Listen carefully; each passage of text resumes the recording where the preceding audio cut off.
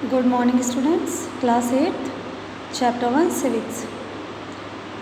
Here I am going to discuss about the Dowry Prohibition Act 1961. अब हम जो dowry prohibition act है जो 1961 में बना था उसको डिस्कस करने जा रहे हैं। The practice of payment and acceptance of dowry has existed in our country for a long time. Earlier, at the time of marriage, parents gave their daughter dowry in the form of gift. It was a voluntary act, and this dowry was seen as the bride's own property.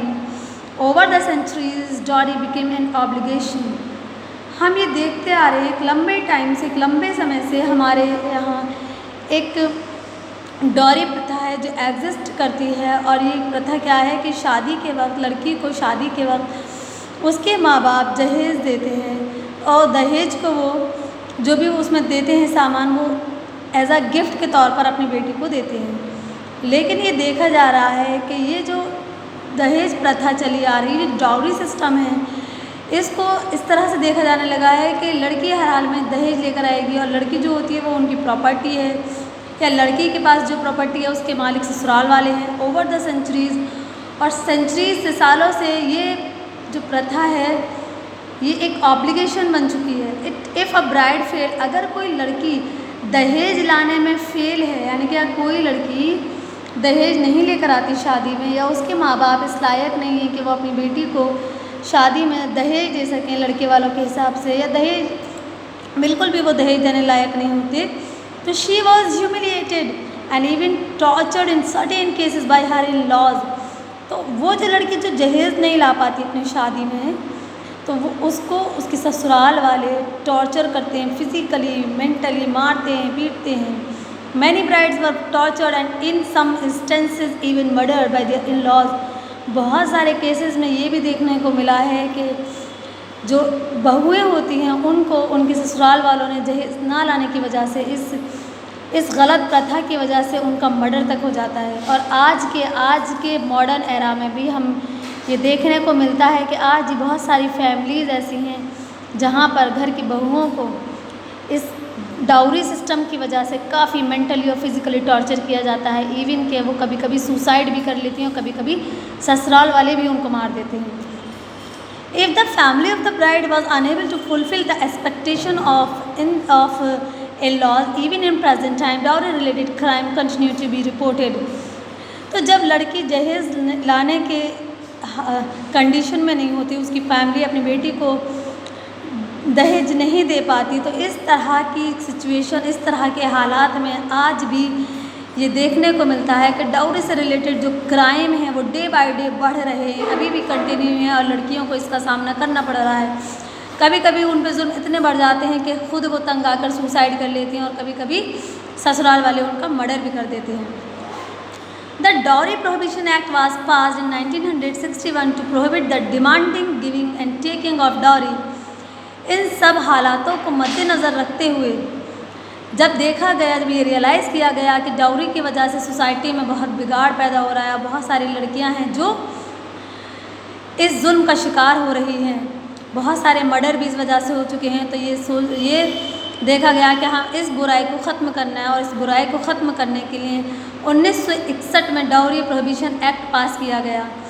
और इस act के मुताबिक अगर कोई demand करता है दहेज की तो ये क्या होगा, ये क्राइम होगा, बिल्कुल सख्ती से मना है, प्रोहिबिट है। यानी कि अगर कोई करता है तो ये मीन्स कि वो क्राइम अटेम्प्ट कर रहा है और वो सज़ा का हकदार है। Dowry is described by the dowry prohibition act is the demand for property by the groom as a groom's relatives from the bride's parents.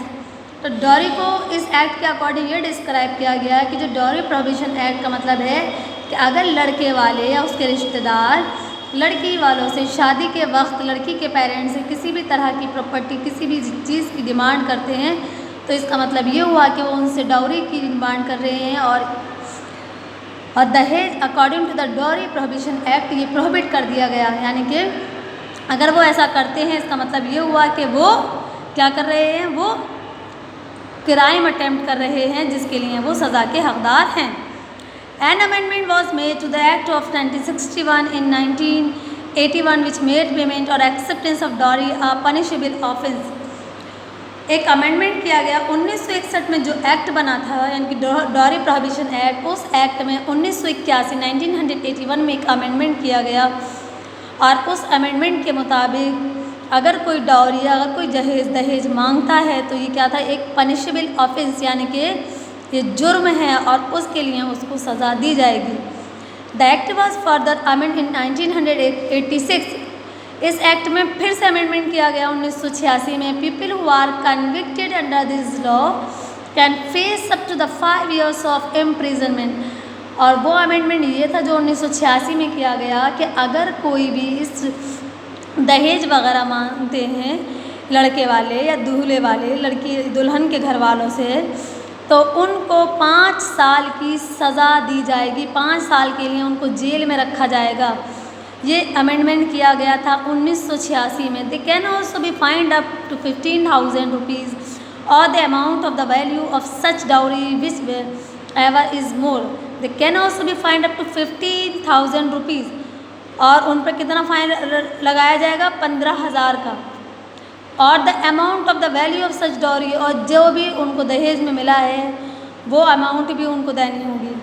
तो ये एक तरह से ये डाउरी प्रोहिबिशन एक्ट इसलिए बनाया गया ताकि सोसाइटी के अंदर, हमारी सोसाइटी के अंदर दहेज की वजह से जो भी क्राइम हो रहा है उसको कंट्रोल किया जा सके। लेकिन मैं और आप इस चीज़ को आज भी हम सोसाइटी में खूब नोटिस करते हैं, खूब देखते हैं कि डाउरी की वजह से आज भी लड़कियां हैं जो सफ़र कर रही हैं, आज भी हैं लड़कियां जो डाउरी ना लाने की वजह, दहेज ना लाने की वजह से उन पर इतना जुल्म किया जाता है कि वो सुसाइड अटेम्प्ट करने पर मजबूर है।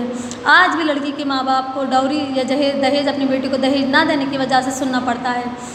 तो हमारे समाज में कानून बन गया है, उसमें अमेंडमेंट भी किया जा चुका है 2 बार, लेकिन उसके बावजूद भी डाउरी प्रथा कम्प्लीटली ख़त्म नहीं हुई है। और उसके लिए कहीं ना कहीं मैं और आप, हम और आप, हमारी सोसाइटी में रहने वाले हम लोग ही जिम्मेदार हैं। क्योंकि कुछ लोग आज भी दहेज देते हैं और दहेज देने के लिए उनके नए नए एक्सक्यूज़ेस होते हैं। वो कहते हैं कि भाई हमारे पास है तो हम तो अपनी बेटी को देंगे। व्हाट इज़ दिस, हमारे पास है तो हम अपनी बेटी को देंगे। जो चीज़ गलत है, चाहे आपके पास हो चाहे आपके पास ना हो, गलत है। लेकिन लोग अपनी गलत बातों को सही साबित करने के लिए नए नए एक्सक्यूज़ेस देते हैं। उनको इस बात का अंदाज़ा नहीं होता कि उनके इन एक्सक्यूज़ेस से वो जो कर रहे हैं उसकी वजह से पूरी सोसाइटी कितना ज़्यादा इन्फ्लुएंस होगी, या वो लॉज जो गवर्नमेंट ने बनाए हैं, जो कॉन्स्टिट्यूशन ने बनाए हैं, कॉन्स्टिट्यूशन में हैं, उन लॉज का भी वो कहीं ना कहीं उल्लंघन कर रहे हैं। आप एक्सक्यूज़ दे के दहेज तो अपनी बेटी को दे सकते हो, लेकिन आपने कभी ये सोचा है कि आप उस दहेज को जो आप दे रहे हो नए नए एक्सक्यूज़ देकर, उसकी वजह से आप कहीं ना कहीं डाउरी प्रोहिबिशन एक्ट का वायलेशन कर रहे हो। तो सोसाइटी में जो बिगाड़ पैदा होता है वो हमारे और आपकी वजह से ही पैदा होता है। नेक्स्ट हमारा टॉपिक है रोल ऑफ अ कॉन्स्टिट्यूशन। संविधान का क्या रोल है? Various situation require some rules और laws that are acceptable to all. बहुत सारे सिचुएशन, हालात ऐसे होते हैं जब हमें लॉज और रूल्स की ज़रूरत महसूस होती है। लॉज और रूल्स हमारे लिए ही बनाए जाते हैं, हमारे वेलफेयर, हमारे डेवलपमेंट के लिए बनाए जाते हैं। लॉज और रूल्स इसलिए बनाए जाते हैं ताकि हम सब उनको यूनिफॉर्मली फॉलो करें, हम सब उनको फॉलो करें। In any country these basic rules which safeguard the interest of diverse group of people. ये जो रूल्स होते हैं किसी भी कंट्री में, जो भी रूल्स रेगुलेशंस बनाए जाते हैं, वो बेसिकली हिफाजत करते हैं। किस चीज़ की हिफाजत करते हैं? Which safeguard the interest of diverse group of people. एक सोसाइटी में क्योंकि अलग अलग ग्रुप से, यानी कि अलग सोसाइटी के अंदर हमने पढ़ा था कि डाइवर्सिटी के बारे में पढ़ा था, यानी कि एक सोसाइटी में, एक देश में, एक कंट्री में, एक स्टेट में अलग अलग ग्रुप के लोग रहते हैं। अलग अलग group in terms of the we notice that there should be a difference in terms of the religion, in terms of the caste, in terms of the gender, in terms of the region, in terms of the creed, in terms of the economic status, in terms of the educational status. लोगों में जो society में जिस society में हम और आप रहते हैं, तो हम देखते हैं, हमें नोटिस करते हैं कि लोगों में बहुत ज़्यादा डिफरेंसेस पाए जाते हैं। तो इन्हीं डाइवर्स ग्रुप के इंटरेस्ट को हमें कैसे सेफगार्ड करना है, हमें कैसे उसको सेफ रखना है, इसी सेफगार्ड के लिए रूल्स बनाए जाते हैं।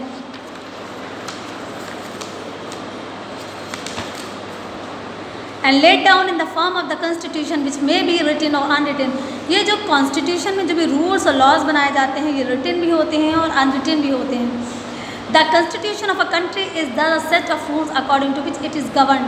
कॉन्स्टिट्यूशन का मतलब होता है अ सेट ऑफ रूल्स, एक सेट ऑफ रूल्स होते हैं जिसके अकॉर्डिंग किसी भी देश को चलाया जाता है। It is acceptable to all citizens and lays down the foundation for a good society.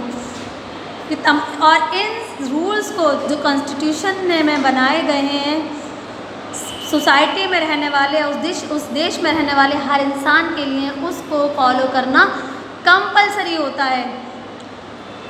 और जब तक कि उस सोसाइटी में रहने वाला हर सिटीज़न उन रूल्स को फॉलो नहीं करेगा हम एक गुड सोसाइटी या आइडियल सोसाइटी का एक्सपेक्टेशन नहीं कर सकते। It is the supreme law of the country and legislation of the state must be in accordance to the principle laid in the constitution. It is the supreme law of the country. तो constitution क्या है? constitution is supreme law of the country.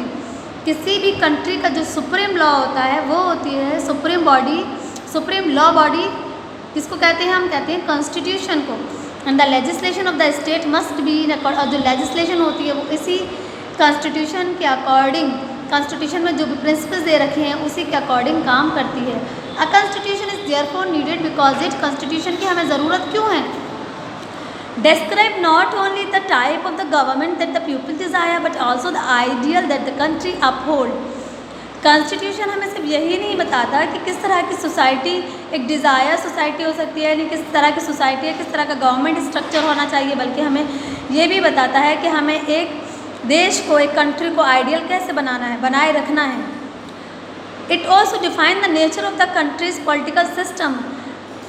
Constitution he decide करता है कि किसी भी country का जो पॉलिटिकल सिस्टम है वो किस तरह से रन करेगा। Constitution prevent the misuse of power in the hands of our political leaders by laying down rules to check their power. Constitution ही जो हमारे पॉलिटिकल लीडर्स हैं उनको अपनी पावर का गलत इस्तेमाल करने से रोकता है। अगर कॉन्स्टिट्यूशन, अगर संविधान ना हो तो जो पॉलिटिकल लीडर्स हैं वो कभी भी अपनी पावर्स का मिसयूज़ कर सकते हैं, क्योंकि कॉन्स्टिट्यूशन में क्लियरली मेंशन है, हर चीज़ कॉन्स्टिट्यूशन में मेंशन है कि एग्जीक्यूटिव की पावर्स कितनी हैं, लेजिस्लेचर की पावर कितनी है, जुडिशरी की पावर्स कितनी हैं। इस वजह से कोई भी अपनी पावर का मिसयूज़ नहीं कर सकता। इसके अलावा down rules to check their power, इसके अलावा कॉन्स्टिट्यूशन जो पावर्स अपने यूज़ कर रहे हैं उनको चेक करने का अधिकार भी संविधान को है। It prevent the dominance of a majority group over a minority group. इसके अलावा कॉन्स्टिट्यूशन की वजह से ही जो मेजोरिटी ग्रुप है सोसाइटी में मौजूद, जो मेजोरिटी ग्रुप है वो माइनॉरिटी ग्रुप पर हावी नहीं हो सकता, वो उस पर डोमिनेट नहीं हो सकता, डोमिनेट नहीं कर सकता, क्योंकि ऐसा करने से संविधान रोकता है। Guarantees and protect the rights of the citizen. इसके अलावा जो संविधान है वो हमें इस बात की श्योरिटी दिलाता है, इस बात की गारंटी दिलाता है कि उस देश में रहने वाले हर नागरिक के, हर शहरी के जो भी राइट्स हैं जो संविधान ने उसको दिए हैं उन सब की हिफाजत करने का अधिकार, उन सभी अधिकारों को प्रोटेक्ट करेगा कौन? संविधान। यानी कि संविधान ये कहता है कि उस देश में रहने वाले हर नागरिक को जो अधिकार कॉन्स्टिट्यूशन ने दिए हैं वो उन अधिकारों का इस्तेमाल कर सकता है, और अगर कोई उनको वायलेट करने की कोशिश करता है तो उसके लिए, उनकी हिफाजत करने के लिए संविधान मौजूद है। तो ये हमारा टॉपिक था रोल ऑफ द कॉन्स्टिट्यूशन, यानी कि संविधान का क्या रोल है। नेक्स्ट हमारा टॉपिक है rule of law. Rule of law जो टॉपिक है वो हम हमारा नेक्स्ट वीडियो में डिस्कस करेंगे। Thank you very much.